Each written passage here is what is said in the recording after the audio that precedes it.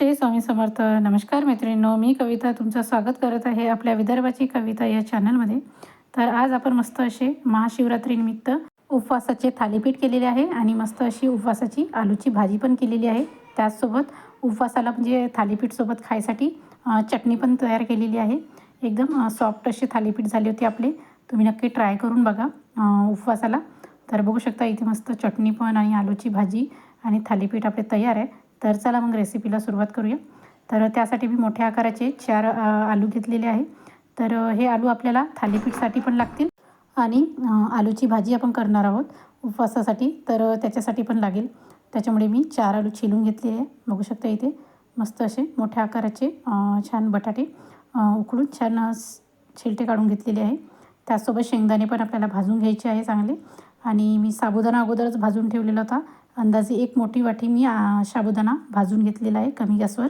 आणि त्याचसोबत आपल्याला भगरसुद्धा भाजून घ्यायचं आहे. तर बघू शकता मी अर्धी वाटी भगर घेतलेला आहे याच्यामध्ये आणि भगर पण छान भाजून घेतलेलं आहे एकदम कमी गॅसवर. तर आपले हे सगळं भाजून झालेलं आहे. तर आता आपल्याला हे मिक्सरवर वाटून घ्यायचं आहे सगळं. तर सर्वप्रथम मी साबुदाणा मिक्सरवर वाटून घेणार आहे. तर मिक्सरवर छान बारीक आपल्याला दळून घ्यायचं आहे. तर बघू शकता अशा प्रकारे छान अशी बारीक अशी म्हणजे पिठीच झालेली आहे. तर तुम्हाला जर एवढं म्हणजे बारीक अजून पाहिजे असेल तर तुम्ही याला चाळून घेऊ शकता. तर अशा प्रकारे मी सगळा साबुदाणा दळून घेणार आहे एकसारखा असा. तुम्हाला हवं असेल तर तुम्ही याची पावडर करून स्टोअर करू शकता. म्हणजे जेव्हा केव्हा तुम्हाला उपवास असेल तेव्हा तुम्ही हे यूज करू शकता अप्पे किंवा थालीपीठ तयार करण्यासाठी. तर त्याच्यानंतर मी भगर पण लावून घेतलेलं आहे. साबुदाण्यापेक्षा भगरची छान बारीक पूड होत असते. तर बघू शकता आता आपल्याला आलू पण छान छिलून घ्यायचे आहे, म्हणजे किसून घ्यायचा आहे चांगला बारीक. कारण की आपण असं हाताने पण करू शकतो पण ते गुठळे राहतात. त्याच्यामुळे छान किसणीने चांगला किसून घ्यायचा आहे आलू. पटकन होतो कारण की आलू आपले म्हणजे बटाटे हे छान उकडलेलेच असतात, त्याच्यामुळे पटकन होतात. तर मी 2 आलू हे किसून घेतलेले आहे आणि 2 आलूची आपल्याला भाजी करायची. आता हे बघू शकता साबुदाण्याच्या याच्यामध्ये जे आपण मिक्सरवर लावलं होतं भगर आणि साबुदाण्याचे पीठ, त्याच्यामध्ये जो आलूचा आता आपण किसलेला होता तो म्हणजे पूर्णच टाकलेला आहे मी 2 आलूचा. आणि त्याच्यानंतर त्याच्यामध्ये सेंधा मीठ घालून घ्यायचं आहे उपवासाला चालणारा. त्याच्यानंतर 1 चम्मच मी हिरवी मिरचीचं पेस्ट घातलेलं आहे आणि छान आपल्याला एकदम हलक्या हाताने मिक्स करून घ्यायचं आहे. तुम्हाला हवं असेल तर तुम्ही याच्यामध्ये पाणी पण ॲड करू शकता, पण पाणी टाकण्याची काही गरज नाही. तुम्हाला अजून सॉफ्ट डो हवा असेल पण शक्यतो याच्यामध्ये पूर्ण मिक्स करून घ्यायचं आहे. पाणी लागलाच तर तुम्ही पाणी ॲड करू शकता किंवा पाण्याच्या ऐवजी तुम्ही दही पण टाकू शकता, म्हणजे थोडासा आंबटपणा पण लागेल. मी शेवटी थोडंसं दही टाकलेलं होतं त्याच्यामध्ये. तर बघू शकता असा आपला सॉफ्ट असा डो तयार झालेला आहे.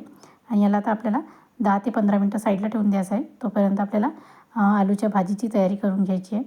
तर अशा पद्धतीने मी छान हे पीठ मळून घेतलेलं आहे थालीपीठचं. तर आता आपल्याला आलूची भाजी करायची आहे, त्यासाठी मी हे 2 आलू छान कापून घेतलेले आहे. तर बघू शकता अशा पद्धतीने आपल्याला आलू कापून घ्यायचे आहे आणि याची आता भाजी तयार करून घ्यायची आहे. तर मी कढईवर तेल थोडंसं टाकलेलं आहे. जास्त तेल टाकू नका कारण की 2च आलू आहे. तुम्हाला ज्या प्रमाणात आलूची भाजी करायची आहे त्या प्रमाणात तुम्ही तेल टाकू शकता. त्याच्यामध्ये आता थोडेसे जिरे टाकून घ्यायचे आहे आणि त्याच्यानंतर आपण जे शेंगदाणे भाजून ठेवलेले होते ते शेंगदाणे टाकून घ्यायचे आहे. आता शेंगदाणे छान झाले की त्याच्यामध्ये आपल्याला अर्धा चम्मच हिरव्या मिरचीचं पेस्ट घालायचं आहे, थोडंसं तिखटपणा यावं यासाठी. जर हिरवी मिरचीचं पेस्ट घालायची नसेल तर तुम्ही अख्खी हिरवी मिरची घालू शकता. तर मी पण याच्यामध्ये हिरवी मिरचीचं पेस्टही घातलं आणि मिरची पण घातली. नंतर चवीपुरतं आपल्याला याच्यामध्ये उपवासाचं मीठ घालायचं आहे, म्हणजे सेंधा मीठ. आणि त्याच्यानंतर आपल्याला सगळे आलू जे आहे 2 आलू मी तुकडे करून घेतलेले म्हणजे कापून घेतलेले होते चाकूनी, तर ते घालून घ्यायचं आहे. तर बघू शकता अशा पद्धतीने आपली सुकी भाजी तयार आहे. तर मी चवीसाठी अजून 2 मिरच्या याच्यामध्ये उभ्या बारीक कापून घेतलेले याच्यामध्ये टाकून दिली आहे, म्हणजे थोडासा तिखटपणा लागेल कारण की फिकी फिकी नको लागायला भाजी ही. तर बघू शकता मस्त अशी आपली भाजी तयार आहे. तर आता आपल्याला ही भाजी शिजल्यानंतर आपल्याला थालीपीठची तयारी करून घ्यायची आहे कारण की आपली भाजी तयार झालेली आहे. तर चला मग आता आपल्याला थालीपीठ करून घ्यायचं आहे. तर बघू शकता अशा पद्धतीने आता आपल्याला पीठ मळून घ्यायचं आहे. आणि आता थालीपीठसाठी मी एक पन्नी घेतलेली आहे, ती दोन्ही साईडनी कापून घ्यायची आहे. मध्ये असं लाटी ठेवायची आणि लाटण्याने छान लाटून घ्यायचं आहे. थोडंसं हे पीठ कडक असतं त्याच्यामुळे अशा भेगा पडू शकतात, सॉफ्ट असं होणार नाही आहे. छान पहिल्यांदा आपल्याला हे लाटून घ्यायचं आहे आणि एखाद्या झाकणच्या साह्याने किंवा प्लेटच्या साह्याने याला छान असं मधातून म्हणजे दाबून आपल्याला आकार करून घ्यायचा आहे छान गोल असा. तर बघू शकता अशा पद्धतीने आता मी एक झाकण ठेवलेलं आहे आणि साईडच्या कडा काढून घेतलेल्या आणि आता आपल्याला हे भाजून घ्यायचं आहे तव्यावर थालीपीठ. चवीला खूप छान होत असतो आणि आलूच्या चटणीसोबत म्हणजे भाजीसोबत खूप छान लागतो. म्हणजे कधीतरी असं नवीन आपल्याला ट्राय करायला पाहिजे. तेच ते साबुदाणा आणि भगर खाऊन आपण कंटाळलो असतो पूर्ण. त्याच्यामुळे हा एक नवीन पदार्थ तुम्ही नक्की ट्राय करून बघा, तुम्हाला नक्की आवडेल. तर अशा पद्धतीने आता आपल्याला हे थालीपीठ भाजून घ्यायचे आहे. तर बघू शकता असे पटकन तयार होत असतात, जास्त काही वेळ लागत नाही आणि एकदम 5 मिनटात थालीपीठ तयार होतो. तर बघू शकता दोन्ही साईडनी आपल्याला छान खरपूस असे भाजून घ्यायचे आहे.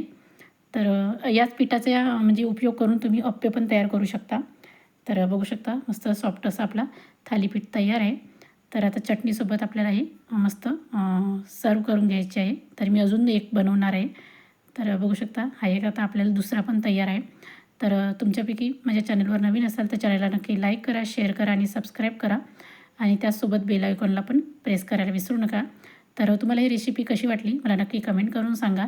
नेहमी उपवासाला साबुदाणा किंवा भगर करण्यापेक्षा ही एक रेसिपी नक्की ट्राय करून बघा.